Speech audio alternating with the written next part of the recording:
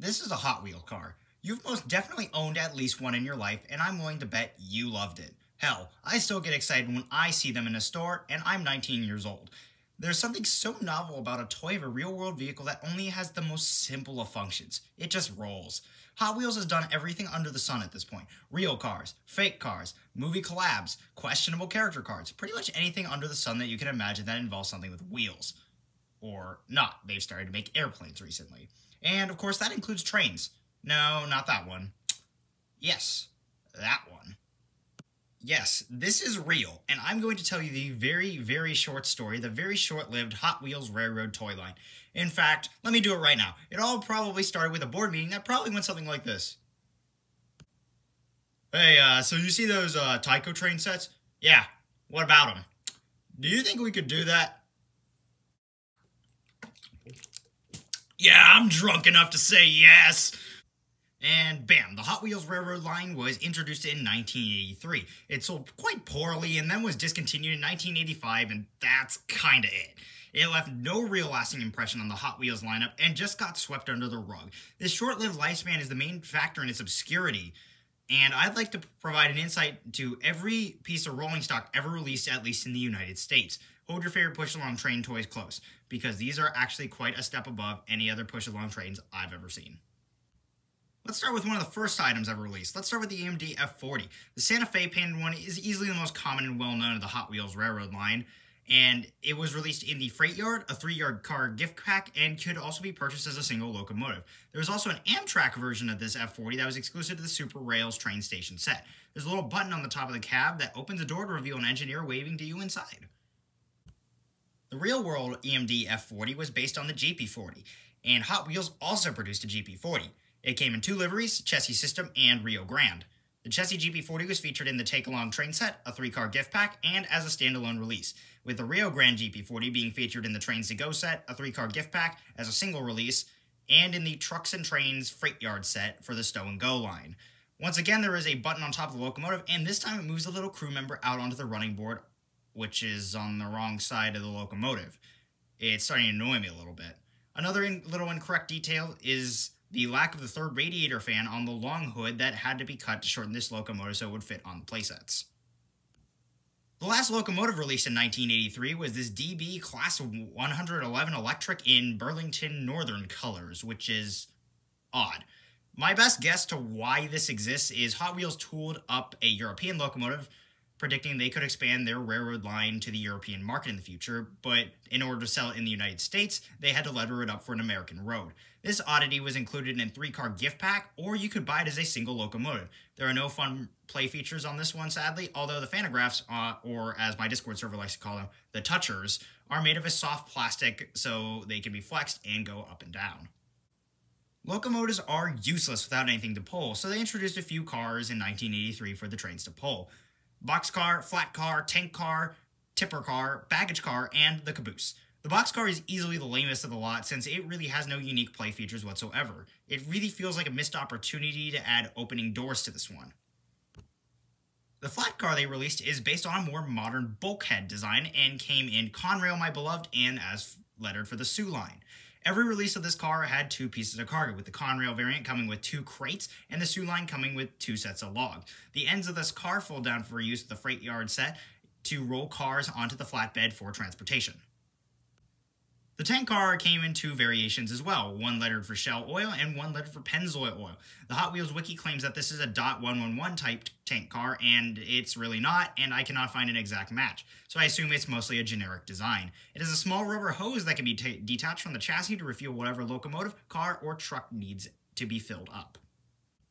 The Dipper car was only ever released in the Super Rail station set with Burlington Northern lettering. It most closely resembles a car built by Difco, albeit much taller to accommodate the standard Hot Wheels trucks underneath it. The main feature of this car, as the name implies, it can tip. Not sure why they included this in an Amtrak themed set, especially since they didn't even include anything for this to tip. It's a neat little car regardless, especially since you could use your imagination and put your own stuff in there. The baggage car was also exclusive to the Super Rail station set and is the only piece of passenger equipment ever released in the range. It was only ever lettered for Amtrak to match the F40, and it actually has a bit of an identity crisis. It says baggage on the outside, but its play feature pops out an card to collect mail, so It's an RPO in the body of a baggage car, I guess. Also, like the tipper car, this car never came with anything to pick up with the mail arm. The Caboose is the last car they released, and it came in 3 variations: Santa Fe with red roof, Rio Grande, and in 1985 they introduced it as Santa Fe with a black roof. It's based off an ATSF offset cupola caboose, with the red-on-red roof being the most accurate livery. Next to the cupola, there is a little button that, when pressed, moves a brakeman out the door of the caboose. So that's all the Hot Wheels rolling stock released in 1983. They would continue to be produced up until 1984 and through 1985. But in 1985, the Hot Wheels Railroad saw its only ever new addition in the form of a rare gift pack. The Iron Horse Steam Engine Gift Pack, wow, what a name, is the rarest of the Hot Wheels Railroad lineup, as it was only produced in 1985 for a line that already was flopping. The pack included a steam locomotive and tender to the lineup, along with the aforementioned ATSF caboose with black roof. The steam locomotive is based on the 060 built to the design of the USRA during World War I. The Hot Wheels version only ever came in ATSF, and the locomotive's tender wears the number 5678. Which was a number on an ATSF SD45 and was never worn by a steam locomotive. The locomotive has no plate features, but it has nice metal rods that do in fact work.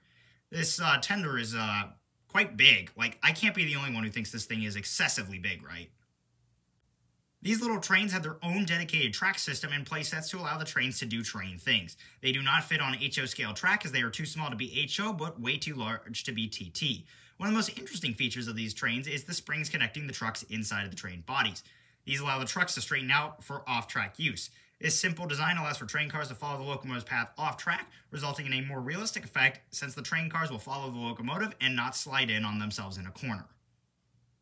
Coupling cars together is a simple matter of pushing them together, although some of them feel quite stiff and really do not like coupling together. Once they're coupled, though, they are a very strong and positive connection that just will not break. Look, I can hold them up by the locomotive and they will not break. Canada received their own version of the Hot Wheels Railroad later on, with trains lettered for Canadian railroads. There was pretty much a Canadian variation of almost every piece except the steam locomotive, although very little is known to actually have been released outside of a Canadian national version of the freight yard set. So, why did this line fail so hard? Well, it was the 80s. The features of this line were comparable to the Tyco or Bachmann sets at the time, except it was unpowered. The line was kinda doomed from the start. The whole gimmick of the Hot Wheels Railroad was that it was just a simple push-along toy. Model train products during the time had a focus on fun and action, with manufacturers like Bachmann and Tyco pumping out powered train sets with similar features that were powered. Why would you buy a simple push toy over the same competitively priced trains that were powered and had the same features? After the line's cancellation at the end of 1985, the Hot Wheels Railroad would continue to live on through the Stow and Go Trucks and Trains freight yard set that would continue to produce the GP40, boxcar, and flat car until the set was discontinued in 1991. Trains would continue to occasionally make an appearance in the Hot Wheels lineup, albeit as either one-off releases like the Power Express train in 2001 or the City train in 2009. Trains would also be incorporated into the Hot Wheels lineup with new castings like the iconic Rail Rodder from 1996 or the much more recent Locomotorin released in 2020. Hot Wheels would not make a train series again until 2011 with the release of their Rapid Transit set, which is a much more on-brand lineup of trains that were designed to couple together and be used on classic orange track. However, very much like the Hot Wheels Railroad, this line only lasted for a couple years, from 2011 to 2013. The original Hot Wheels Railroad is quite the difficult thing to collect due to its rarity. Even the most common of the locomotives and cars have continued to gain value over time, with the rarer pieces like the Super Rail Station with the Amtrak F40 being able to command over $100 for a complete set at auction. The steam locomotive rarely appears for sale, and when it does appear, the listing skyrocket in value, even if it's just the locomotive or just the tender. If you really want to get into this line, set your expectations low and don't expect to find every item easily or even at all. I wouldn't recommend getting into it for the same reason many people in the 80s didn't. Since you can find the same Tyco and Bachmann train sets Battelle poised the Hot Wheels Railroad to take on for far cheaper and in working order. The Hot Wheels Railroad is a interesting little footnote at most in the 55-year-old toy brand's history. It's the story of a complete flop of a toy line that had so much potential but died out because of the simple time it was released and competition being incredibly stiff. We may see a lot of novel features that make these brilliant toys today, but they were standard on even the most basic of basic train sets offered by Tyco and Bachmann of the time. They certainly do deserve to be remembered, and for their 40th anniversary, I just wanted to say, I appreciate you, Hot Wheels Railroad. You did quite a lot. You know, it's amazing how Hot Wheels has endured for 55 years with so many different car variations and not even changing their basic formula of roll down a track. There's just so many memories I have with these cars, playing with them as a little kid and collecting them today. I have been an avid Hot Wheels collector for years, and so it was super cool to finally get my hands on two of my favorite things, Hot Wheels and trains. Did you own any of these Hot Wheels trains? If you did, which ones did you own? If you didn't, what was your favorite Hot Wheels car growing up? I've got quite a few things lined up for future projects, including a few of my weirder custom projects, and a video on the Micro Machines trains, which share a very similar story to the Hot Wheels Railroad. Until then, stay tuned, stay unruly.